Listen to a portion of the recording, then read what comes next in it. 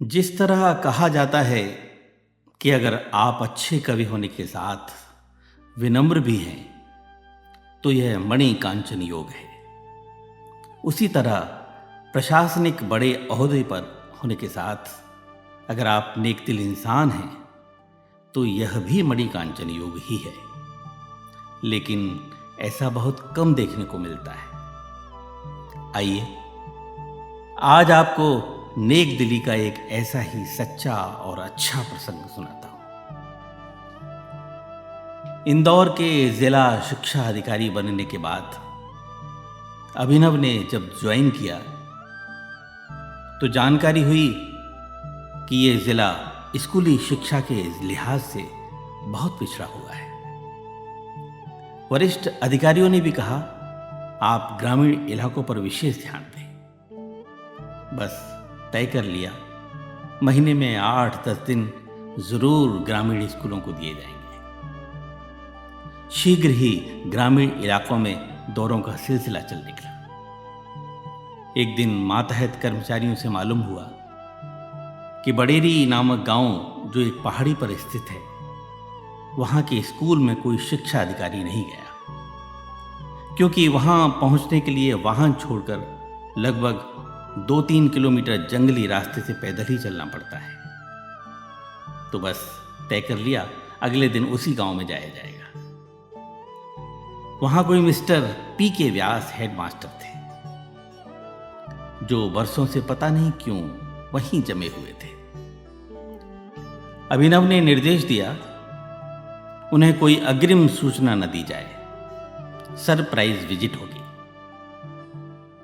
अगले दिन सुबह ही निकल पड़े। दोपहर 12 बजे ड्राइवर ने कहा, साहब यहां से आगे पहाड़ी पर पैदल ही जाना होगा, लगभग 2-3 किलोमीटर। 1.5 घंटे सकरे पथरीले जंगली रास्ते से होकर ऊपर गांव तक पहुंचे। सामने स्कूल का पक्का भवन था और लगभग 200 कच्चे पक्के मकान। स्कूल साफ सुथरा और व्यवस्थित, बस 3 कमरे और एक बरामदा, चारों तरफ सुरम्य हरा भरा वातावरण। अंदर क्लासरूम में पहुंचे तो 3 कक्षाओं में लगभग 125 बच्चे तल्लीनता से पढ़ रहे थे। एक बुजुर्ग सज्जन बरामदे में थे, जो वहां नियुक्त चपरासी थे शायद। उन्होंने बताया, हेडमास्टर साहब आते ही होंगे। तभी देखा, एक 40-42 वर्ष के सज्जन अपने दोनों हाथों में पानी की बाल्टियां लिए ऊपर चले आ रहे थे। ऊपर खादी का कुर्ता और नीचे पायजामा घुटनों तक चढ़ाया हुआ था। उन्होंने आते ही परिचय दिया, मैं प्रशांत व्यास, यहाँ हेडमास्टर हूँ। यहाँ इन दिनों बच्चों के लिए पानी थोड़ा नीचे जाकर कुएं से लाना होता है। हमारे चपरासी दादा बुजुर्ग हैं, अब इनसे इतना हो नहीं पाता, इसलिए मैं ही ले आता हूँ। बर्जिश भी हो जाती है। वो मुस्कुराकर बोले। हेडमास्टर साहब का नाम और चेहरा पहचाना सा लगा। जिला शिक्षा अधिकारी अभिनव ने उनकी तरफ देखकर पूछा, तुम प्रशांत व्यास हो? इंदौर से? गुजराती कॉलेज? हेडमास्टर जी ने भी कुछ पहचानते हुए चहकते हुए कहा, आप अभिनव हैं? अभिनव श्रीवास्तव? उन्होंने कहा, और नहीं तो क्या भाई। लगभग 20-22 बरस पहले दोनों इंदौर में साथ ही पढ़े थे। प्रशांत व्यास बेहद होशियार और पढ़ाकू था। वो बहुत कोशिश करने के बावजूद शायद ही कभी अभिनव के उससे ज्यादा नंबर आए हों। एक प्रतिस्पर्धा सी रहती थी दोनों के बीच, जिसमें हमेशा प्रशांत ही जीता करता था। अभिनव मन में सोचने लगा, आज ये हेडमास्टर है और मैं जिला शिक्षा अधिकारी। पहली बार उससे आगे निकलने और जीतने का भाव था, और सच कहा जाए तो खुशी भी थी मन में। अभिनव ने सहज होते हुए पूछा, यहां कैसे पहुंचे भाई?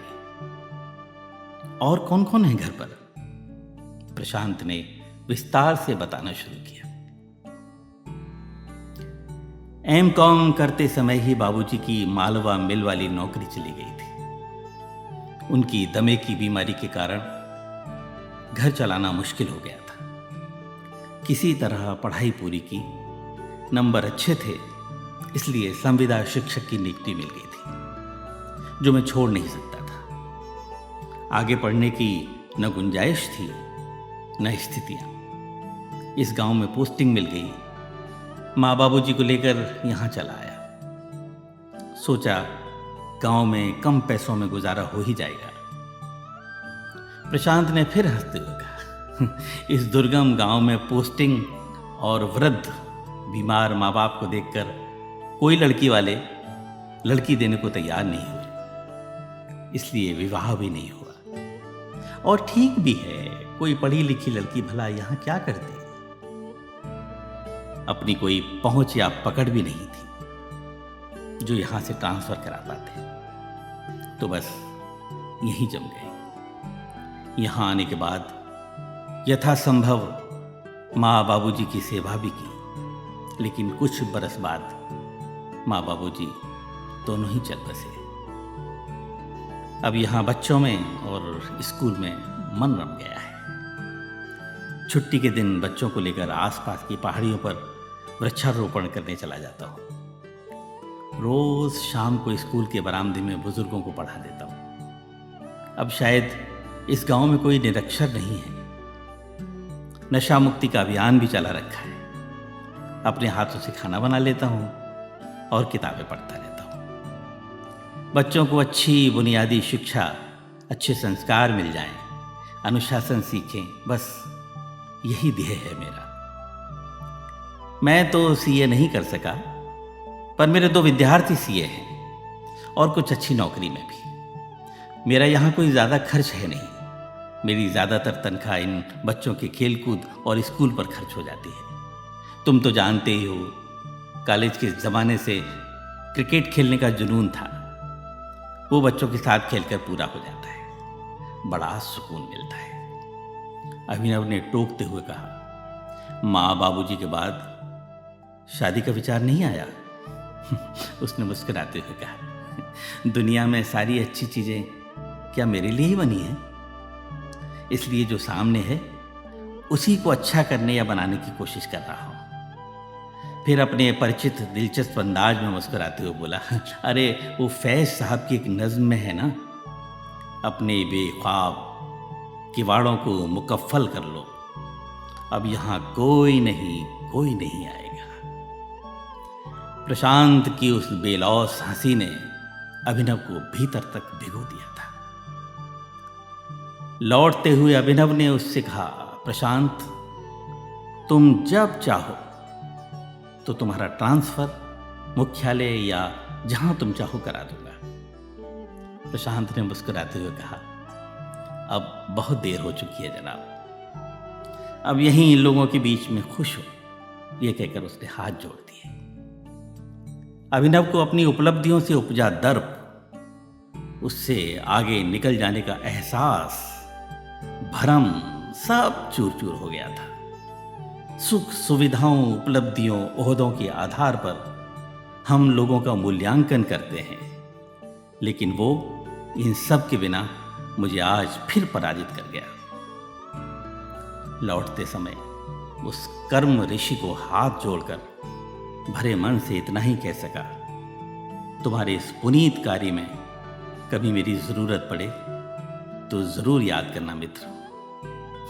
तो देखा आपने, एक अपनी जिंदगी की तमाम कमियों, तकलीफों, असुविधाओं के बावजूद सहज था, तो दूसरा उसकी कर्तव्य निष्ठा देखकर हतप्रभ। आपका प्रशासनिक ओहदा क्या था या क्या है, यह कोई महत्व नहीं रखता। महत्वपूर्ण बात यह है कि आप अभी तक अच्छे इंसान बने भी हैं या नहीं। नमस्कार।